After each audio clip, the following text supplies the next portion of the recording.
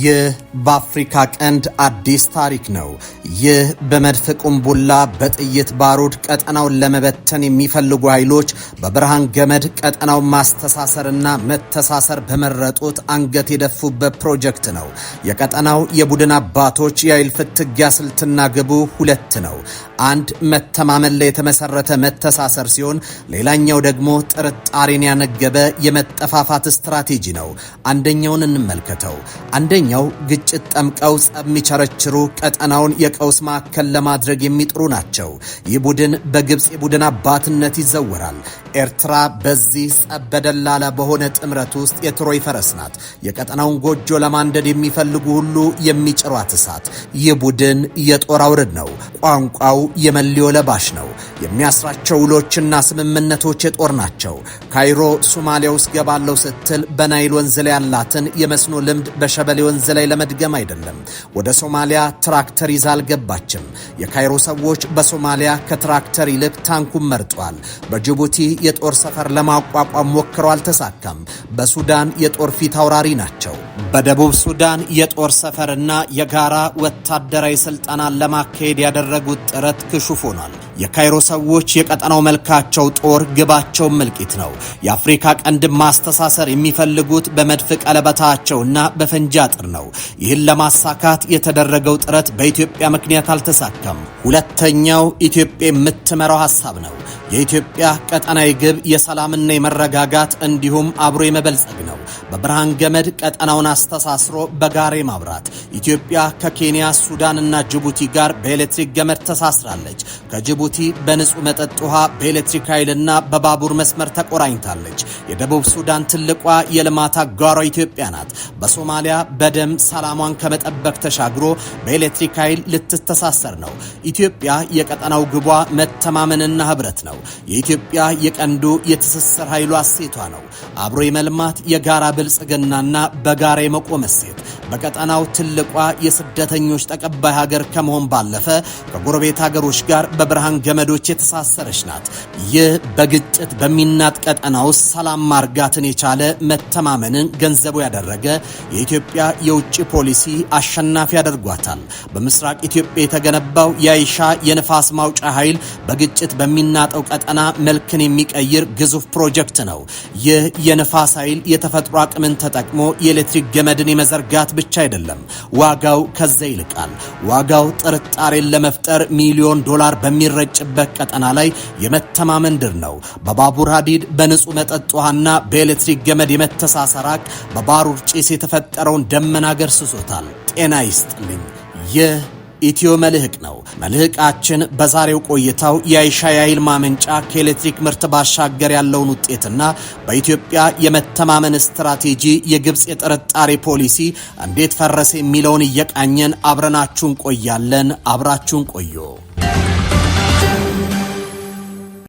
21ኛው ክፍለ ዘመን ግን አዲስ ምልከታ፣ አዲስ እይታ እና አዲስ የዓለም እድገትን ይዞልን መጥቷል።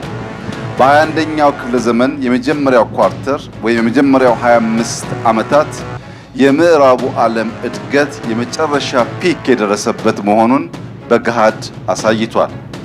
ሁለተኛው ኳርተር የኤዥያ አገራት ወደ ከፍተኛ የእድገት ማማ የሚደርሱበት ጊዜ እንደሆነ ያመለክታል። ሶስተኛውና አራተኛው ኳርተር የአፍሪካ ዘመን የመሆን እድሉ በጣም ከፍተኛ ነው። ይህም የሆነበት ዋናው ምክንያት ከ25 ዓመት በኋላ በዓለም ላይ ካሉ 4 ሰዎች አንዱ አፍሪካዊ ከመሆኑም ባሻገር በአፍሪካ ውስጥ ያለው ወጣት ጄኔሬሽን አሁን ያለውን የቨርቹዋል ዓለም በትክክል አንብቦ መጠቀም ከቻለ ለመስራት፣ ለመፍጠር፣ ለመስፋት እድል ያለው ወጣት ኃይል የሚኖረው በአፍሪካ ነው። ይህ ዘመን የአፍሪካ ነው። ጊዜው የኢትዮጵያ ነው። ሀገሪቱ ከጊዜው ጋር የሚሄድ ስትራቴጂ ነድፋ መንቀሳቀሷ የነገ አንቱ የሚያስብላት ጎዳና ላይ መሆኑን ይጠቁማል። የአፍሪካ ብርሃን ከኢትዮጵያ ለሚጠብቁ ሁሉ የመብራት ገመዶቿ አህጉሩን እያስተሳሰሩ ይገኛሉ። የኢትዮጵያ አየር መንገድ አፍሪካን የማገናኘት ሌጋሲ በኢነርጂው ዘርፍ ቀጥሏል። እርግጥ ኢነርጂ ባለንበት ወቅት የዓለማችንን የኃይል ሚዛን ይወስናል። የዓለም ኃይል ሽኩቻ የኢነርጂ ነው። ነባሮቹ የኢነርጂ አምራቾች በአዳዲስ እየተተኩ ይገኛሉ። ኢትዮጵያ በኢነርጂው ካርታ ላይ ጎልታ ወጥታለች። በዓለም የኃይል ጨዋታ ካርታው ላይ በዓላማና በስልት ተሰልፋለች። ዳንኤል ኢርጊን ዘ ኒው ማፕ ኢነርጂ ክላይሜት ኤንድ ዘ ክላሽ ኦፍ ኔሽንስ በሚለው ታዋቂ መጽሐፋቸው ዓለም ለዘመናት ስትመራበት የነበረው የጂኦፖለቲካ ካርታ እየተቀደደ ነው ይላሉ። በምትኩ በኃይል ምንጮች፣ በአየር ንብረት ለውጥና በቴክኖሎጂ በላይነት የሚዘወር አዲስ ካርታ እየተሳለ ነው። በታዋቂው የኢነርጂ ስትራቴጂስት ዳንኤል ኢርጊን እሳቤ ማዕከልን አድርገን ብናይ ኢትዮጵያ በአዲሱ ካርታ ውስጥ የኃይል ሚዛን ከሚወስኑ ሀገራት መካከል ሆናለች። የአፍሪካ ቀንድም በዚህ ኃይል ፉክክር ውስጥ ሜዳ ሆኗል። በዳንኤል ኢርጊን ትንታኔ ቻይና የዓለምን ንግድና የኢነርጂ መስመሮች ለመቆጣጠር የምታደርገው ጥረት የካርታው ወሳኝ ክፍል ነው። ቻይና ለኢንዱስትሪዎቿ የሚሆን ነዳጅና ማዕድን ከውጭ የምታስገባ ሀገር እንደመሆኗ የንግድ መስመሮቹን መጠበቅ የህልውና ጉዳይ ሆኖባታል። ለዚህም ነው ቻይና በቀይ ባህርና በምስራቅ አፍሪካ ወደቦች ላይ ትኩረት ያደረገችው። ለኢትዮጵያ ይህ ማለት የባህር በር ጉዳይና የሎጂስቲክስ መስመሮች ከኢኮኖሚ ባሻገር የሀያላን ሀገራት የትግል ሜዳ ሆኗል ማለት ነው። ኢትዮጵያ ይህን ትግል ለማሸነፍ ተገዳዳሪ ፍላጎት ካላቸው ሀገራትና ከቀጠናው ሀገራት ጋር ደግሞ መተማመንን የሚያጎለብቱ የልማት ትስስርን መፍጠር መቻል አለባት። ይህንኑ እያደረገችም ነው። ከዚህ ባሻገር ደራሲው ኢርጊን በመጽሐፋቸው የካርቦን ልቀትን ማስቀረት ወደሚለው ግብ የሚደረገው ጉዞ ቀላል እንደማይሆን ያስጠነቅቃሉ። ይህ ነጥብ ለኢትዮጵያ ወሳኝ ነው። ሀገሪቱ ያላት የታዳሽ ኃይል አቅም፣ ውሃ፣ ነፋስ፣ ፀሐይና ገና ያልተነኩ የማዕድን ሀብቶች በዚህ አዲስ ካርታ ላይ ጠንካራ ተዋናይ እንድትሆን እድል ይሰጣታል። ኢርጊን እንደሚሉት የነገው ዓለም ሀያላን ነዳጅ ያላቸው ሳይሆኑ ንጹህ ኃይል የሚያመነጩና ቴክኖሎጂያቸውን የሚቆጥሩ ናቸው። በመሆኑም ደራሲው የሳሉት አዲስ ካርታ ዓለም እየተረጋጋች ሳይሆን በኃይል ሽግግር ምክንያት ሹክቻ ውስጥ መሆኗን ነው። እናም በዚህ የዓለም ስርዓት ውስጥ ኢትዮጵያ ሁለት ምርጫዎች አሏት። አንደኛው ሀያላን ሀገራት መስመሮቻቸውን የሚዘረጉባት መተላለፊያ ብቻ ሆኖ መቅረት፣ ወይም ያላትን የታዳሽ ኃይልና የማዕድን ሀብት በመጠቀም በአዲሱ ካርታ ላይ የራሷን ደማቅ መስመር በማስመር የቀጠናው የኃይል ማዕከል መሆን። የአይሻ ንፋስ ኃይል፣ የህዳሴው ግድብና የማዕድን ልማቶች የሚያሳዩት ኢትዮጵያ ሁለተኛውን አማራጭ መርጣ በካርታው ላይ ቦታዋን ለማጽናት እየታገለች መሆኗን ነው። በተለይ የመብራት እድገት በ20ኛው ክፍለ ዘመን አጋማሽ በኋላ እድገት ያረጋገጡ ሀገራት ምንም እንኳን ኢኮኖሚክ እድገት ያረጋገጡ ቢሆንም በነበረው የኢነርጂ አመራረት ችግር ምክንያት በተፈጥሮና በዓለም ላይ ጥቁር ጠባሳ የጣለ እድገት ነበር። በአንድ በኩል የዓለምን ኢንቫይሮንመንት የጎዳ፣ በሌላ በኩል ደግሞ እድገት ያረጋገጠ ጉዞ ነበር። እኛ በ21ኛው ክፍለ ዘመን አጋማሽና ከዚያ በኋላ ኢትዮጵያ ውስጥ፣ አፍሪካ ውስጥ እድገት እንዲመጣ የምናስበው ተፈጥሮን በሚጎዳ መልክ ሳይሆን ከተፈጥሮ ጋር በስምምነት ተፈጥሮን ሳንነካ የሚረጋገጥ እድገት ለማምጣት ነው። ለዚያ ሁነኛው መድኃኒት ደግሞ ክሊን ኢነርጂ ላይ ማተኮር ነው። ኢትዮጵያ በደፈን አፍሪካ እንደሚታወቀው ካላት የኢነርጂ ሶርሶች ከሞላ ጎደል ከክሊን ኢነርጂ የሚመረቱ ናቸው። ኢነርጂ የለውጡ መንግስት ማዕከል ነው። በአዲሱ የዓለም ስርዓት ውስጥ ኢነርጂ ካርታውን የሚለውጥ ትልቅ ኃይል መሆኑን በማመን ሀገሪቱ ብዙ ሰርታለች። ኢትዮጵያ በአዲሱ የዓለም ስርዓት ካርታ ላይ የኃይል ሚዛን ላይ መወሰን የምትችል ሀገር ለመሆን ባለፉት 7 ዓመታት ዘርፉ ላይ ሰፊ ስራን ስታከናውን ቆይታለች። ለዚህ ማሳያው ባለፉት 7 የለውጥ ዓመታት እንደ ሀገር የነበረውን 4000 ሜጋዋት ከእጥፍ በላይ በማሳደግ ከ9700 ሜጋዋት በላይ መድረስ መቻሉ ነው። ከአዲስ አበባ በ700 ኪሎ ሜትር ርቀት ላይ በሶማሌ ክልል አይሻ ከተማ አቅራቢያ የተገነባው የአይሻ 2 የንፋስ ኃይል ማመንጫ ፕሮጀክት የመጀመሪያው ምዕራፍ ግንባታ ከሀገር ውስጥ የኤነርጂ ፍላጎት ባሻገር ለሶማሊያና ጅቡቲ ጭምር የሚተርፍ ነው። በምርቃት ስነ ስርዓቱ ላይ የጅቡቲ ፕሬዝዳንት ኢስማኤል ኦማር ጌሌን እና የሶማሊያውን ፕሬዝዳንት ሐሰን ሼክ መሐመድ መገኘታቸው የሀገራቱን የኤነርጂ ትስስር የሚያሳይ ሆኗል። ይህ ግዙፍ ፕሮጀክት የኃይል ዋስትናን የሚያረጋግጥ ነው። የአይሻ ስትራቴጂያዊ መልክዓ ምድራዊ አቀማመጥ ከምስራቅ አፍሪካ ቀዳሚ የንፋስ ኮሪደርነቱ ያለፈ ጠቀሜታን አስገኝቶለታል። ይህም ፕሮጀክት ለጎረቤት ሀገራት ያለውን ቅርበት ኢትዮጵያ የምስራቅ አፍሪካ የኃይል ንግድ ማዕከል ለማድረግ የተቀመጠውን ግብ እንድታሳካ ያደርጋታል። በሶማሌ ክልል የሚገኘውና የተፈጥሮ ኃይልን ወደ ብርሃን የሚቀይረው የአይሻ የንፋስ ኃይል ማመንጫ ፕሮጀክት በደመቀ ሁኔታ ተመርቆ ለአገልግሎት መብቃቱ ትርጉሙ ብዙ ነው። የመረቃት የኤሌክትሪክ ኃይል ማመንጫ ተቋም ከመሆን ባለፈ የአፍሪካ ቀንድ ሀገራት በኢኮኖሚና በዲፕሎማሲ አውታር የሚያስተሳስር የብርሃን ድልድይ ነው። ይህ ግዙፍ ፕሮጀክት በተለይም በጅቡቲና በኢትዮጵያ መካከል ያለውን የኢኮኖሚ ትስስር ከንግድ ልውውጥ ባለፈ በኃይል ሰንሰለትም ያጠናክረዋል። የአይሻ ምርቃት በአፍሪካ ቀንድ ቀጠናዊ ትስስር ረገድ 3 አበይት ትርጉሞች አሉት። አንደኛው ፕሮጀክቱ ለጅቡቲ ወደብና ለኢትዮ ጅቡቲ የባቡር መስመር አስተማማኝና ርካሽ ኃይል በማቅረብ የቀጠናውን የትራንስፖርትና የሎጂስቲክ ፍሰት ያሳልጣል። ሲቀጥል የአረንጓዴ ዲፕሎማሲ ነው። ኢትዮጵያ የቀጠናው የኃይል ምንጭ የመሆን ራዕዩን በተግባር በማሳየት የጎረቤት ሀገራትን የኃይል ዋስትና በማረጋገጥ ላይ ትገኛለች። ይህ በሀገራት መካከል ያለውን መተማመንና ፖለቲካዊ ትብብር ወደ ላቀ ደረጃ ያሸጋግረዋል። ሲሰልስ የተፈጥሮ የኃይል ሚዛንን ያስጠብቃል። በኃይል ላይ ብቻ ጥገኛ የነበረው የኢትዮጵያ የኃይል ዘርፍ በአይሻ አማካኝነት የንፋስ ኃይልን አቀናጅቶ መያዙ ተፈጥሯዊ ምክንያቶች እክል ሳይሆኑበት ያልተቆራረጠ ብርሃን ለቀጠናው ሀገራት እንዲዳረስም ዋስትና ይሰጣል። በመሆኑም የአይሻ ንፋስ ኃይል ፕሮጀክት ምርቃት ኢትዮጵያ ለቀጠናው ልማት ያላትን ቁርጠኝነት ዳግም ያረጋገጠችበት ክስተት ነው። የበረሃው ንፋስ ጉልበታም ነው። ኃይሉ ሰንደቁ ላይ ያሉትን የብረት ዘንጎች ያሽከረክሩታል። ክንፎቹ ሲሽከረከሩ በኢትዮጵያ በጅቡቲና በሶማሊያ ቤቶች ውስጥ ብርሃን ይሆናል። ይህ የጋራ ተጠቃሚነት መርህ ለነገው የአፍሪካ ቀንድ ብልጽግና የማዕዘን ድንጋይ ነው። የኢትዮጵያ እድገት የኢትዮጵያ ኢነርጂ ከአካባቢ ሀገራት ትስስር ውጪ ለብቻ በማደግ የሚረጋገጥ አይሆንም።